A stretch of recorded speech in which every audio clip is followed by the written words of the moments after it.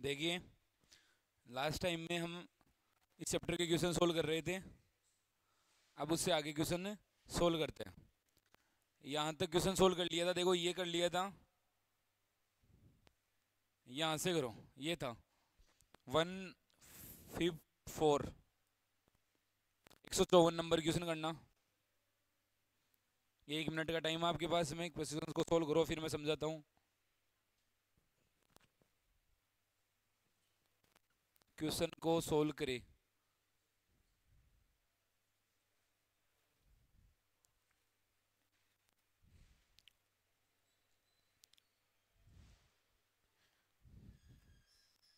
Question को solve करें, answer बताइए। ये वाला क्वेश्चन है, देखो, which of the following is a incorrect match regarding the bones and their numbers. कौन सा एक सेट है वो गलत मैच के साथ मिला रखा है। सबसे पहले बता रखा है इसने कौन सा, वर्टिब्रो, वर्टिबो स्टर्नल, मतलब वो रिब्स जो वर्टिबल कॉलम और स्टर्नम दोनों से जुड़ी हुई है। कौन सी होती है वो, फर्स्ट 7 पेयर। तो ये बोल दिया यहाँ पे अंतिम 2 जोड़े। तो ये सही है या गलत है, गलत है, क्योंकि अंतिम वाले को तो वर्टिब्रो रिब्स बोलते हैं। वे केवल वर्टिबल कॉलम से जुड़ती है, स्टर्नम से नहीं जुड़ती, आगे से वो क्या रहती है, फ्री रहती है। तो ये गलत हो गया। आगे बता दिया छदम पसलियां यानी कि फॉल्स रिब्स। 8वीं 9वीं और 10वीं जोड़ी पसलियों को क्या बोलते हैं, छदम रिब्स बोलते हैं, क्योंकि ये स्टर्नल से सीधे नहीं जुड़ती। स्टर्नम से क्या करती है, सीधे नहीं जुड़ती, 7वीं रिब्स की कार्टिलेज की सहायता से जुड़ती है, फिर 7वीं रिब्स जाके जुड़ती है किससे, स्टर्नम से। तो ये तो सही हो गया। प्रत्येक पाद यानी कि एक पैर के अंदर कितनी अस्थियां होती है, 30 अस्थियां, सही है, 30 अस्थियां होती है। टार्सल टखना की अस्थियां कितनी होती है, 7। ये सही है गलत है, सही है।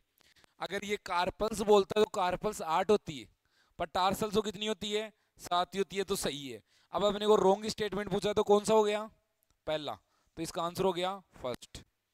आगे इसको मैच करो, इसको मैच करना।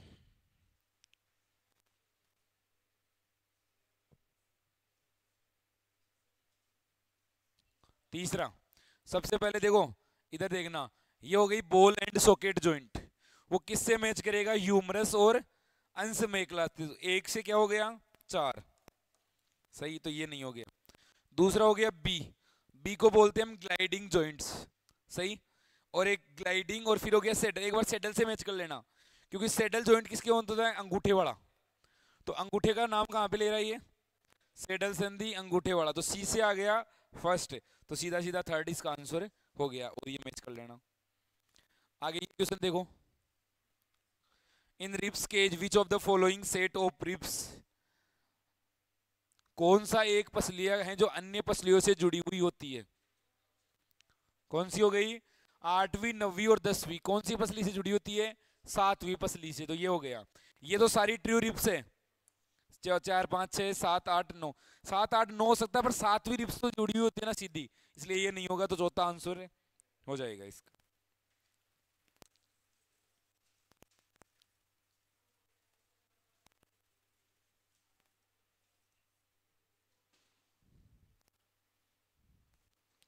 आगे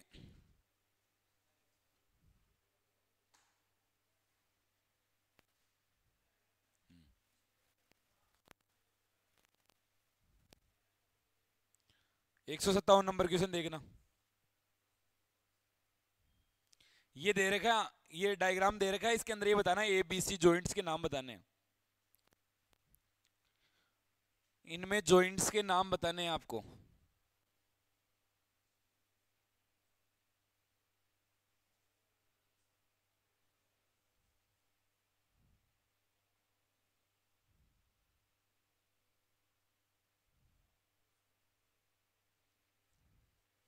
इनमें जॉइंट्स के नाम बताने हैं आपको।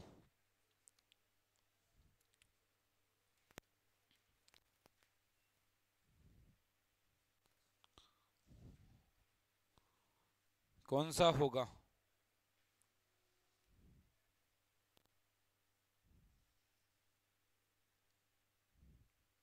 सबसे पहले तो बोन्स पहचानो, आराम से आंसर आ जाएगा। ये बोन्स हो गई ह्यूमरस, और ये वाला कौन सी हो गई, यहाँ पे आ गई कौन सी कैविटी आती है, ये ग्लिनोइड कैविटी। तो ह्यूमरस और ग्लिनोइड कैविटी के बीच में ये वाला जॉइंट कौन सा होता है, बॉल एंड सॉकेट। तो बॉल एंड सॉकेट कौन सा हो गया पहला, और कहाँ पे दे रखा है ये, तो दूसरा तो आएगा नहीं। फिर दूसरे नंबर पे देखो, बी नंबर कहाँ पे दे रखा है, ये वाला, देखो ये वाला है।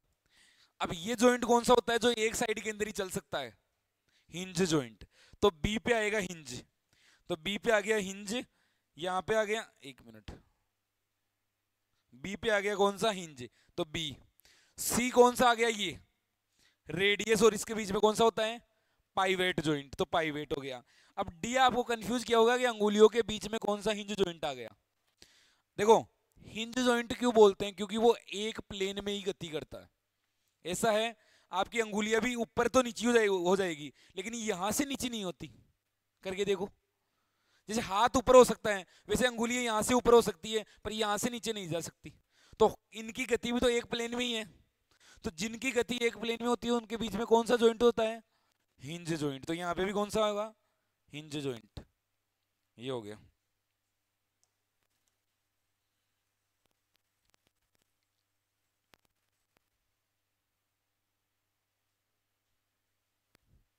ये देखना एक बार,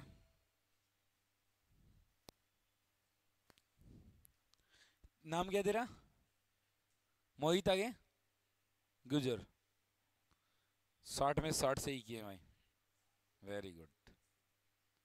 पिछले टेस्ट में कितने हुए थे, मैं सब बशी देने का मौका मिलता है मेरे को कभी कभी, तो तुम बता दिया करो, ऐसे बता दिया करो माइनस में 10 आए थे बस, फिर मैं राजी हो जाऊँ, है ना। ऐसा है, मौका दिया करो। ये नहीं सर पिछली टेस्ट में 280 थे, इस बार 240 ही रह गए। 240 में 280 थे।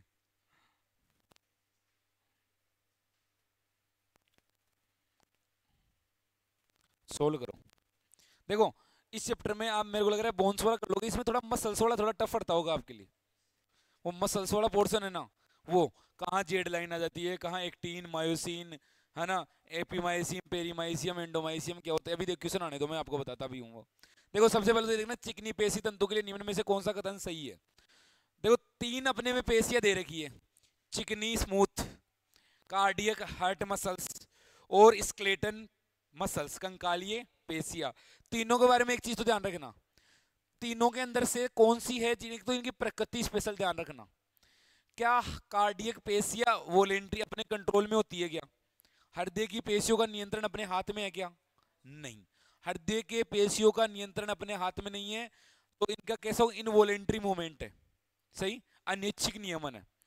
क्या चिकनी पेशियों का नियमन अपने हाथ में है क्या, नहीं है, क्योंकि चिकनी पेशियां कहाँ पे पाई जाती है, खोखले ऑर्गन्स के अंदर, वहां पे अपना नियमन नहीं है। आप खाना खा निगल दो एक बार, उसके बाद में आप रोक सकते हो क्या, यहाँ पे नहीं, वो जाएगा जाएगा, अपने हाथ में नहीं।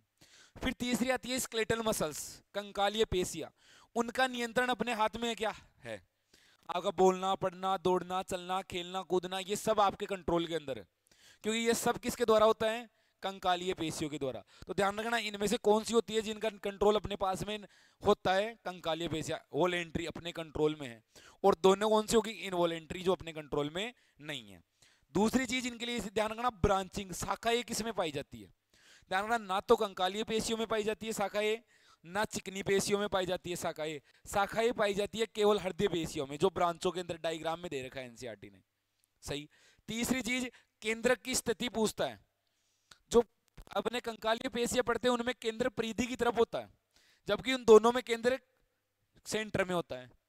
चौथी चीज एक याद रखने लायक, इंटरस्केलेटल डिस्क, वो गैप जंक्शंस के बीच में होते हैं, गैप और एडहेरिंग जंक्शन के बीच की जगह को बोलते हैं। तो वो किन में होती है, कार्डियक मसल्स के अंदर होती है, स्मूथ मसल्स और स्केलेटल मसल्स के अंदर वो नहीं पाई जाती है, ये स्पेशल ध्यान रखना आप। अब देखो एक देखो, और हाँ एक धारिया की बात कर रहा है, स्टेरिंग धारिया पाई जाती है, धारिया पाई जाती है एक्टिनिन और माइसिन तंतु के, एक्टिन और माइसिन फिलामेंट के अरेंजमेंट के कारण धारिया दिखाई देती है इनके अंदर। तो धारिया देखो किस किस में दिखाई देगी, हृदय पेशियों में भी धारिया दिखाई देती है, कंकालीय पेशियों में भी धारिया दिखाई देती है, केवल चिकनी पेशियों में धारिया दिखाई नहीं देती। अब आता है तो इनके एग्जाम्पल, हृदय पेशियां तो पिक्स हृदय में पाई जाएगी, चिकनी पेशियां कहाँ पाई जाएगी, चिकनी पेशियों का भी फिक्स है। अपने जितने भी खोखले ऑर्गन्स है, होलो ऑर्गन्स, खोखले ऑर्गन, जैसे आहार नाल हो गया, उसमें हो गया, जैसे फीमेल्स के अंदर फेलोपियन ट्यूब हो गया, उसके अंदर यहाँ पे पाई जाती है स्मूथ मसल्स। रक्तवाहिनी के अंदर अंदर वाली होगी ट्यूनिका इंटरना, वो स्मूथ मसल्स होती है। तो जितने भी अपने जो ब्लड वेसल्स और ये खोखले ऑर्गन्स हो गए उनमें पाई जाती है। और स्केलेटल मसल्स सारी है, चेहरे की, जीभ की, ये सारी अस्थियां ये होगी। अब ये क्वेश्चन करो, कौन सा विकल्प गलत है, कौन सा इनकरेक्ट है। पहला दे दिया हृदय पेशी तंतु में धारियां पाई जाती है, सही है गलत है, सही है, क्योंकि धारियां किस में नहीं पाई जाती, केवल चिकनी पेशियों में नहीं पाई जाती, ये सही है। चिकनी पेशियां प्रकृति में अनैच्छिक होती है, अनैच्छिक मतलब अपने कंट्रोल में नहीं होती चिकनी पेशियां, स्मूथ मसल्स अपने कंट्रोल में नहीं होती, सही है गलत है, सही है, तो ये भी सही है। तीसरा दे दिया चिकनी पेशियां हमारे सोचने मात्र से संकुचित नहीं हो सकती, सही है गलत है, सही है, क्योंकि वो अपने कंट्रोल में ही नहीं है। चौथा दे दिया कंकालीय पेशियां प्रकृति में अनिच्छिक होती है, नहीं, कंकालीय पेशियां प्रकृति में ऐच्छिक अपने कंट्रोल में होती है, तो चौथा इसका ये हो गया। ये बिल्कुल इजी सा क्वेश्चन आप कर दोगे ये।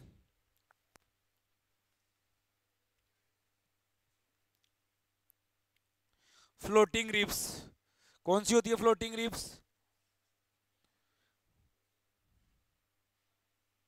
स्टर्नम से जुड़ी हुई नहीं रहेगी, तो ए से कौन सा हो गया, डी, ए से डी कौन से में हो गया, पहले और तीसरे में।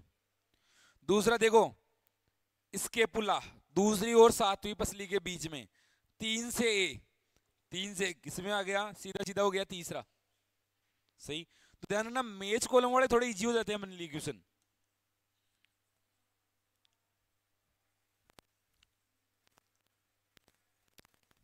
तुम्हारे कल वाले पेपर में ध्यान रखना 5 या 6 लाइन सीधी एनसीईआरटी से उठाइए इस बार, मैंने आप कर दोगे मेरे को आराम से, मेरे को पता है सारे आंसर उसमें कर दोगे, पर एनसीईआरटी से लाइन उठा ली, उसके बीच में से दे दिया आपको कि क्या क्या पूछ रहा है इस बार वाले पेपर में उसके।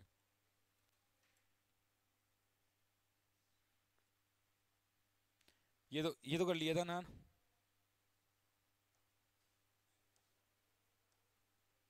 मैं ये समझाने से पहले एक बार मसल्स की क्रिया, मसल्स वाला समझाता हूँ आपको। देखो मसल्स के बारे में एक चीज ध्यान रखना, मसल्स अपने में मसल्स शरीर के वेट का, मसल्स देखो मसल्स, मसल्स का मतलब हो गया पेशिया, पेशिया अपने देखो पेशियों की ओरिजिन मीजोडर्मल होता है, सही, और ये शरीर के वेट का 40 से 45% तक होता है, 40 से 45% of body weight, body weight, body weight शरीर के भार का 40 से 50% तक मसल्स होती है। इसका मतलब जैसे आप में 100 किलो वजन है तो 40 से 45 किलो उसमें मसल्स ही है, मास ही है, सही, और हार्ड है, हड्डी हड्डी है और दूसरी चीज है, पर शरीर के भार का 40 से 45%, 40 से 45% तक क्या होती है, मसल्स होती है अपने में। देखो मसल्स के बारे में एक चीज समझना, मसल्स को ऐसे समझना एक बार, मसल्स के अंदर ऐसे एक मसल्स बना ली मैंने, इस मसल्स के बाहर के कवरिंग को क्या बोलते हैं, बाहर की कवरिंग को बोलते हैं एपीमाइसियम, सही, और इसके अंदर होते हैं ऐसे मसल्स फाइबर्स, सही, bundle muscle, sorry muscles bundle, इन मसल्स बंडल्स को हम बोलते हैं फेसिकल्स। इनमें से एक बंडल को मैं ऐसे कर लेता हूं, इसको बोलते हैं फेसिकल, फेसिकल या मसल्स बंडल, मसल्स बंडल्स, इन मसल्स बंडल्स इनको बोलते हैं मसल्स बंडल्स, सही, और इन मसल्स बंडल्स में भी छोटे छोटे से वो होते हैं, बंडल से होते हैं छोटे छोटे, एक बंडल को मैं हाईलाइट कर लेता हूं यहाँ पे, ये तो हो गया एपीमाइसियम, ये इसको इसके बाहर के आवरण को बोलते हैं पेरीमाइसियम, पेरीमाइसियम, और इसके बाहर के कवरिंग को बोलते हैं एंडोमाइसियम, एंडोमाइसियम। ये मसल्स फाइबर हो गए, मसल्स फाइबर के बाहर की कवरिंग को। यहां तक आज तक तो नीट ने सवाल पूछा नहीं, इस मसल्स वाले टॉपिक में सबसे ज्यादा मसल्स की स्ट्रक्चर से पूछता है सवाल, नीट में सबसे ज्यादा सवाल बने हैं मसल्स में से, मसल्स की स्ट्रक्चर में से। इसको एक बार आप ऐसे समझना, देखो मसल्स में मसल्स पतले और मायोफिलामेंट होते हैं, दो टाइप के फिलामेंट होते हैं, पतले मायोफिलामेंट, पतले मायोफिलामेंट को बोलते हैं थिन मायोफिलामेंट, और एक होता है मोटे मायोफिलामेंट, मोटे मायोफिलामेंट को बोलते हैं थिक मायोफिलामेंट। तो इनका अरेंजमेंट कैसे होता है, देखो एक चीज देखना, यहां पे है पतले मायोफिलामेंट, ऐसे एक पतला मायोफिलामेंट, एक पतला मायोफिलामेंट, इधर मान लो एक पतला मायोफिलामेंट, एक पतला मायोफिलामेंट, इनके बीच में होता है मोटा मायोफिलामेंट, ऐसे मोटे मायोफिलामेंट होते हैं ऐसे। ये कौन सा आ गया, मोटा मायोफिलामेंट आ गया इनके बीच में से। तो देखो कैसे अरेंज होते हैं, दो पतले मायोफिलामेंट और बीच में एक मोटा मायोफिलामेंट। इसको तो बोलते हैं थिन मायोफिलामेंट और इसको बोलते हैं थिक मायोफिलामेंट। हिंदी में बोलते हैं पतले मायोफिलामेंट और मोटे मायोफिलामेंट इनको बोलते हैं। अब देखना एक चीज, पतले मायोफिलामेंट के बीच से एक लाइन जाती है, उस लाइन को बोलते हैं जेड लाइन। सेम इधर भी एक पतले मायोफिलामेंट के बीच से एक लाइन जाती है, उस लाइन को क्या बोलते हैं, जेड लाइन। और इस जेड लाइन को भी क्या क्या बोलते हैं हम, सार्कोलेमा। जो मसल्स की क्रियात्मक इकाई है, फंक्शनल यूनिट है, इसको क्या बोलते हैं, सार्कोलेमा। यहां से यहां तक की को क्या बोलते हैं हमें, सार्कोलेमा, सार्कोलेमा। और ये क्या है, functional unit of muscles, functional unit of muscles, functional unit of muscles है ये। इसको क्या बोलते हैं हमें, सार्कोलेमा। क्या, सॉरी, हाँ सार्कोमियर, सार्कोलेमा तो हो गया, आओ कवरिंग हो गई, सॉरी सार्कोमियर, सॉरी सॉरी, इसको बोलते हैं सार्कोमियर।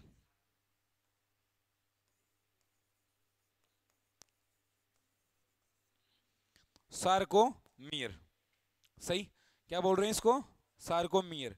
ये इसको थोड़ा और ऐसे समझते हैं, ध्यान रखना, इसमें थोड़ा बहुत समझने वाली यही है मसल्स की मैकेनिज्म, लगभग पूरी मसल समझ में आ जाएगी। और आज ढंग से अच्छे से प्रैक्टिकल समझाता हूँ, आपके 2-3 जनों का आगे आना पड़ेगा आपको, पतले मोटे मायोफिलामेंट बनने पड़ेंगे, फिर मसल्स कॉन्ट्रैक्शन भी बताना पड़ेगा। मोटा मायोफिलामेंट तो कौन है, यहाँ पे तो ही है, दो पतले, एक तो ये आ गया है ना, नहीं एक ये रहा मोटा मायोफिलामेंट है ना, ये अभी बताता हूँ। देखो देखो मसल्स की मैकेनिक देखना, स्ट्रक्चर देखना मसल्स की।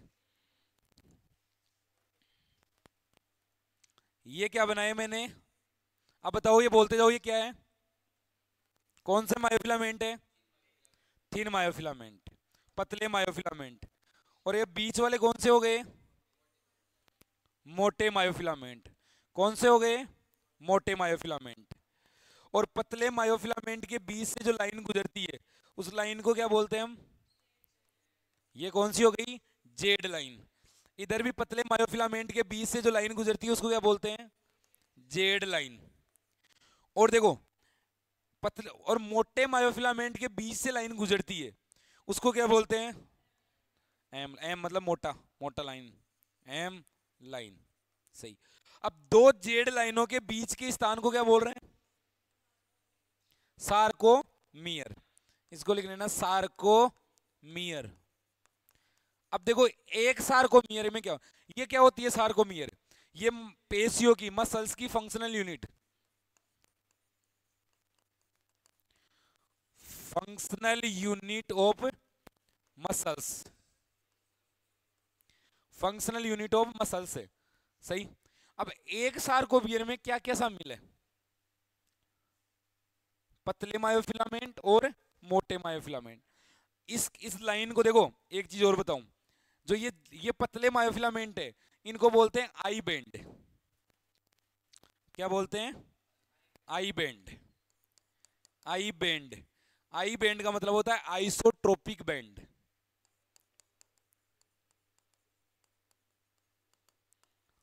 Isotropic band. और इस मोटे वाले मायोफिलामेंट को क्या बोलते हैं, ए बैंड। क्या बोलते हैं, ए बैंड। ए का मतलब होता है anisotropic, anisotropic band बोलते हैं इनको।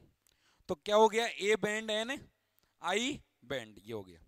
अब देखो एक सार्कोमियर में क्या क्या शामिल है, एक सार्कोमियर में क्या क्या शामिल है, क्या यहां पे पूरा आई बैंड शामिल है क्या, फिर आई बाई 2, तो एक तो शामिल है I/2 बैंड, I/2 बैंड। एक क्या शामिल है, ओ बैंड नहीं है, ओ जोन है। बैंड तो है ए बैंड, एक शामिल है ए बैंड, और ये पूरा शामिल है क्या, नहीं। तो इसको क्या शामिल है, I/2 बैंड। ये भी क्या है, I/2 बैंड। अगर आपको एक सवाल पूछ ले कि एक सार्कोमियर में क्या क्या शामिल होते हैं, तो क्या क्या आएगा, I/2 प्लस ए प्लस I/2 बैंड। ये मत लगाना दिमाग, I/2 प्लस I/2 प्लस आई, तो आई प्लस ए बराबर एक आई और एक ए बैंड, नहीं। ये अलग आई बैंड है और ये अलग आई बैंड है, सही। अब देखो वो एरिया, समझना, वो एरिया जहां पर पतले और मोटे मायोफिलामेंट दोनों है, उसको बोलते हैं हम ओ जोन। यहां पे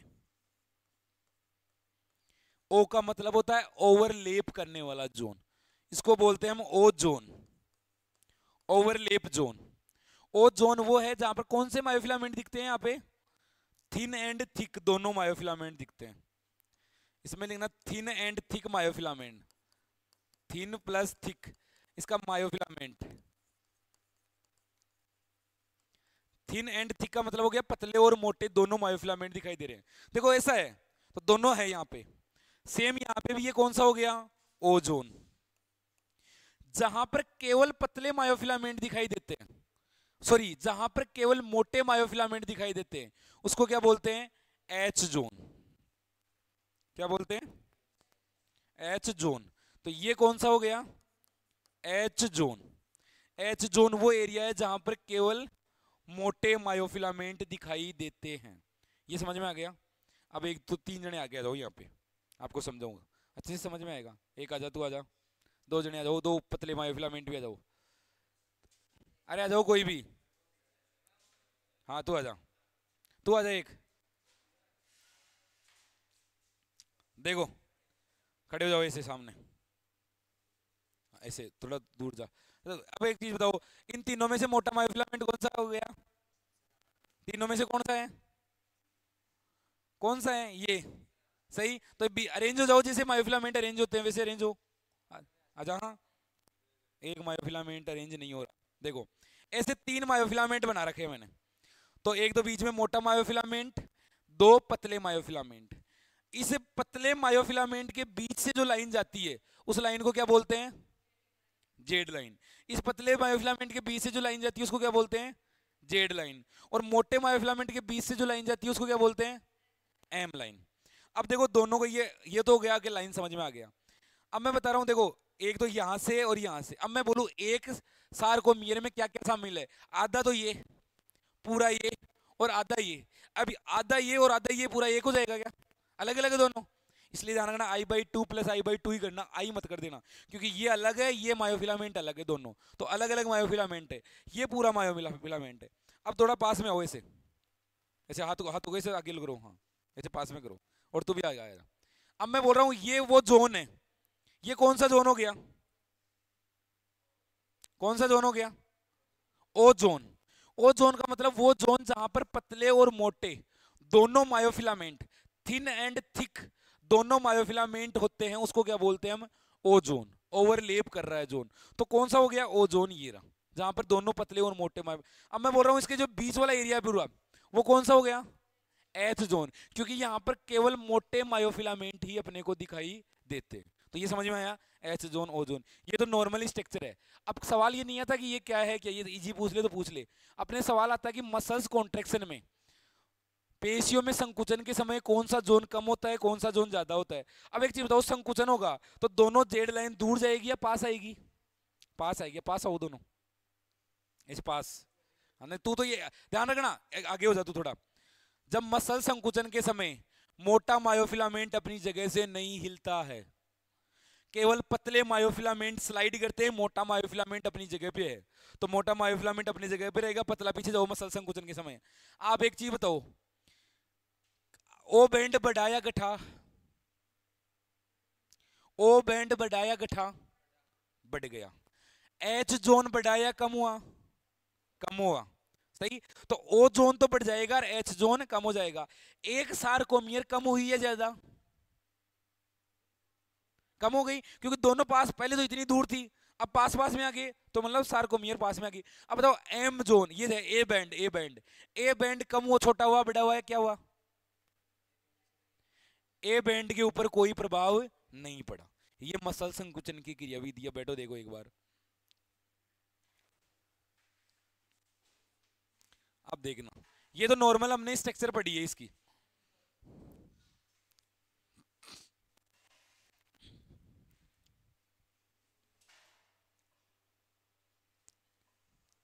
समझ में आया ये है? अब दोबारा समझना एक बार फिर, एक बार मैं वापस लिख रहा हूँ, ध्यान रखना। ये समझ में आ गया लगभग, आधी मसल समझ में आ जाएगी पूरी। इसमें देखना वापस, मैं फिलामेंट लिख रहा हूँ, आप उसके नाम बताना आपको। ये कौन सा मायोफिलामेंट है? पतला, थिन मायोफिलामेंट। ये कौन सा मायोफिलामेंट है? Thin myofilament. अभी बताए थे दोनों पतले वाले मायोफिलामेंट है। ये कौन सा मायोफिलामेंट है? Thin myofilament. ये कौन सा है? Thin myofilament. नीचे एक और बना देता हूं मैं, ये भी थिन है और ये भी थिन है। इन थिन मायोफिलामेंट के बीच में अरेंज होता है कौन सा? Thick myofilament. कौन सा मायोफिलामेंट? Thick myofilament. यहां पे बना रहा हूं मैं, देखो एक बार।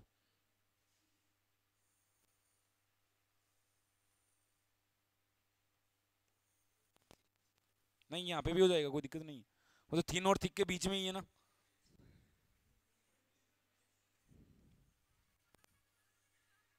ये हो गया, मान लो थिन मायोफिलामेंट, थिन मायोफिलामेंट और बीच में थिक मायोफिलामेंट आ गया। इसको कौन सा बैंड बोलते हैं? कौन सा बैंड बोलते हैं? I band. तो ये तो कौन सा हो गया? I band. आई मतलब आइसोट्रोपिक बैंड। और ये कौन सा हो गया? A band. ए का मतलब anisotropic, anisotropic band हो गया। सही। तो ये तो हो गया आई बैंड और ये हो गया ए बैंड। ये समझ में आ गया होगा। दोनों ये थिन मायोफिलामेंट के बीच से जो लाइन गुजरती है, उस लाइन को क्या बोलते हैं? कौन सी लाइन बोलते हैं? Z line. तो ये कौन सी हो गई? Z line. इधर भी थिन मायोफिलामेंट के बीच से जो लाइन जा रही है, उस लाइन को क्या बोलते हैं? Z line. इधर थिक मायोफिलामेंट के बीच से कोई लाइन जाती है, उस लाइन को क्या बोलते हैं? M line. कौन सी हो गई? M line. तो ये हो गया जेड, जेड और एम लाइन हो गई। ये तो नॉर्मल ये बता दिया। अब मैं यहाँ पे पूछूं आपको, ओ जोन कहाँ पे मिलेगा? जहां पर थिन एंड थिक दोनों मायोफिलामेंट दिखाई, ध्यान रखना, स्टेटमेंट का क्वेश्चन पूछ लेगा। ओ जोन वो जोन है जहां पर केवल थिक मोटे मायोफिलामेंट दिखाई देते हैं। सही है गलत है? गलत है। जहां पर thin and thick, O zone तो ये था, दोनों ऐसे पास पास में आ रहे थे ना, वो वाला। ओ जोन वो जोन है, ओ का मतलब होता है ओवरलेप। ओवरलेप को बोलते हैं अध्यारोपण, जहां पर एक दूसरे के ऊपर अध्यारोपित हो रहे हैं। तो ये वाला हो गया ओ जोन, जहां पे थिन और थिक मायोफिलामेंट दोनों दिखाई देते हैं अपने को। सेम इधर भी यही होगा। और जहां पर केवल हमें मोटे मायोफिलामेंट ही दिखाई देते हैं, उसको कौन सा जोन बोलते हैं? H zone.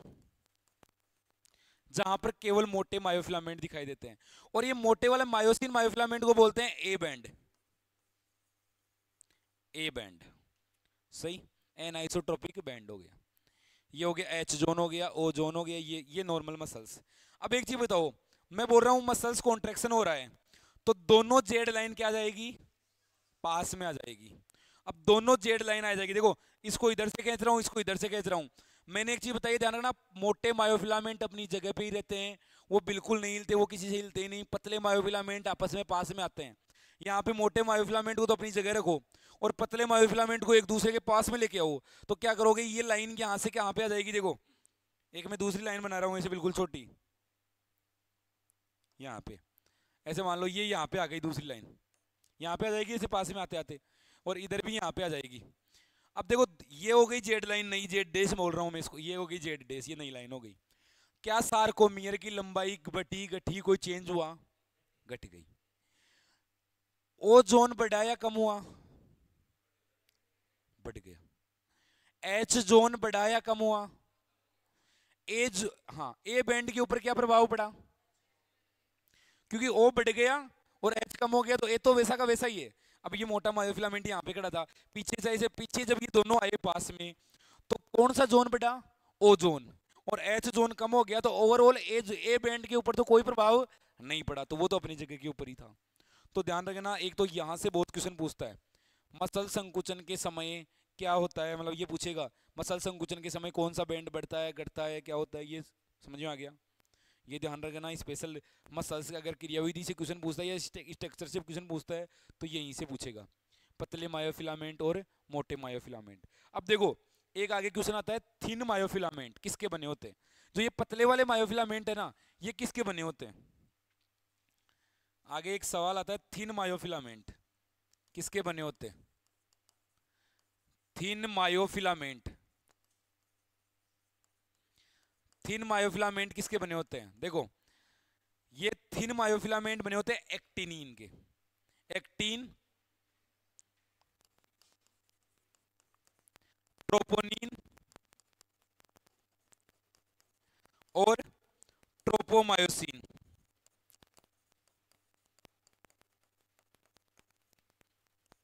एक्टिन, ट्रोपोनिन और ट्रोपोमायोसिन। देखो, इनमें संरचना बनाने का काम तो करती है एक्टिन प्रोटीन, सही, और इनमें नियामक प्रोटीन, रेगुलेटरी प्रोटीन होती है ट्रोपोनिन और ट्रोपोमायोसिन। रेगुलेटरी प्रोटीन्स का काम कौन करती है? Troponin and tropomyosin. और एक्टिन काम करती है संरचनात्मक प्रोटीन का।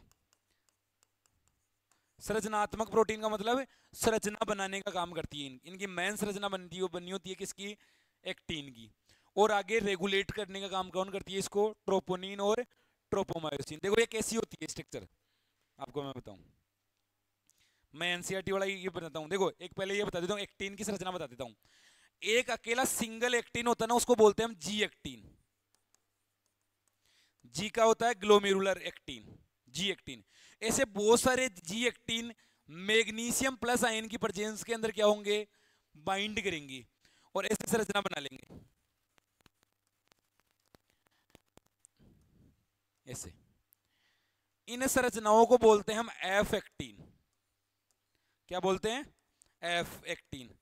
एफ का मतलब हो गया फिलामेंटस एक्टिन। इन संरचनाओं को क्या बोलते हैं हम? एफ एक्टिन, फिलामेंटस एक्टिन, ऐसी संरचना है। ये तो नॉर्मल संरचना बनाने का काम कर रहा है, ध्यान रखना, इसलिए मैंने नाम लिखा था ना संरचनात्मक प्रोटीन, स्ट्रक्चरल प्रोटीन। ऐसी संरचना ये बनाने का काम करती है। अब देखना आगे, इसका मैं डायग्राम ही निकालता हूं।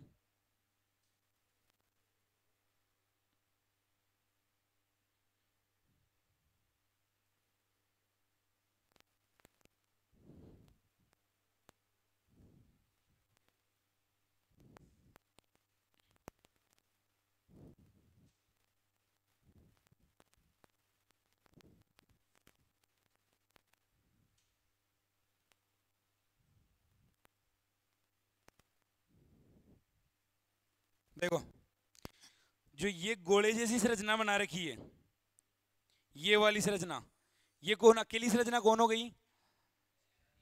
G actin. और ऐसे बहुत सारी संरचना मिलकर क्या बनाती है? F actin. तो यहां पे लिख दिया इसने एफ एक्टिन। और इसमें एक धागे जैसी स्ट्रक्चर चलती है, उसको बोलते हैं ट्रोपोमायोसिन। क्या बोलते हैं? ट्रोपोमायोसिन। और इसके ऊपर तीन ऐसे स्ट्रक्चर होती है अलग अलग, ऐसे गोले से दे रखे हैं, देखो ऐसे। एक तो ट्रोपोमायोसिन से जुड़ी हुई है, दो इसके साइड में से जुड़ी हुई है, हर जगह देखो, एक जुड़ी हुई है ट्रोपोमायोसिन, यहां से ये जुड़ी है, यहां पे ये जुड़ी है, बीच बीच में होती है ये। इसको बोलते हैं हम ट्रोपोनिन। क्या बोलते हैं? ट्रोपोनिन। तो ध्यान रखना, ये डायग्राम देके पूछ सकता है अपने को, ए बी सी को पहचानिए, ए बी सी क्या है। तो जो ये बड़े वाली, ये तो हो गया एफ एक्टिन। ऐसे धागे जैसी स्ट्रक्चर सी है, वो क्या हो गई? ट्रोपोमायोसिन। और ये यहाँ पे बीच में तीन सी स्ट्रक्चर सी दे रखी है, क्या है? ट्रोपोनिन, सही।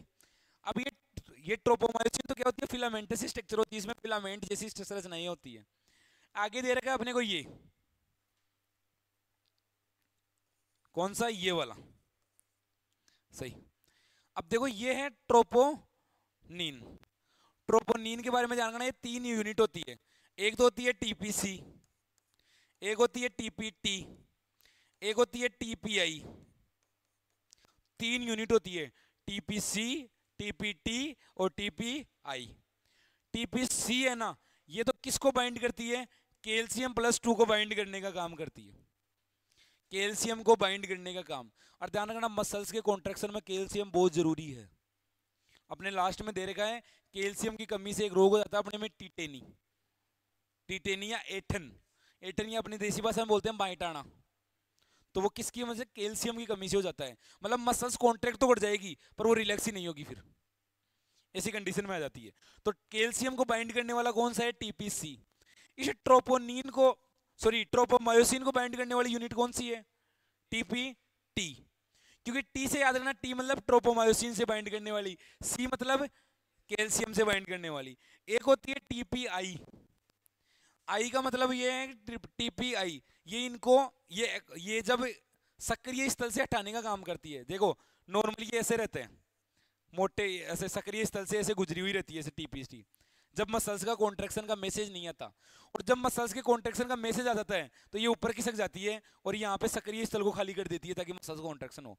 तो इनको हटाने का ये काम करती है। तीनों की स्ट्रक्चर दे रखा है।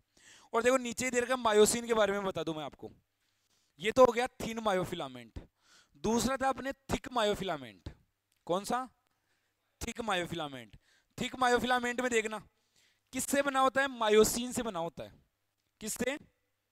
ध्यान रखना, मोटा मायोसिन, एम एम सही। पतला हो गया तो पतला से पी नहीं है, एक्टीन है ना, पर मायोसिन मायोफिलाम। अब मायोसिन में ऐसी स्ट्रक्चर होती है, देखो ऐसा, जैसे पूंछ सी बना रखी है, एक सिर बना रखा है, इधर एक सिर।